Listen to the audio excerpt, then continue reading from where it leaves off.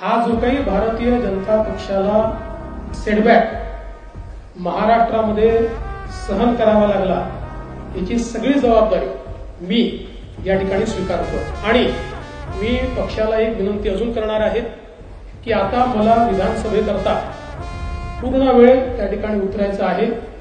त्याच्यामुळे मी भारतीय जनता पक्षाच्या शीर्षस्थ नेतृत्वाला ही विनंती करणार आहे की त्यांनी मला सरकारमधून मोकळं करावं आणि पक्षामध्ये पूर्ण वेळ काम करण्याची त्यांनी संधी द्यावी, जेणेकरून ज्या काही कमतरता राहिल्या आहेत त्या कमतरता पूर्ण करण्याच्या दृष्टीने मला माझा पूर्ण वेळ देता येईल। अर्थात बाहेर राहिलो तरी सरकारमध्ये जे काही आम्हाला करायचं आहे ते आमची टीम करेल, त्याच्यासोबत मी असणारच आहे।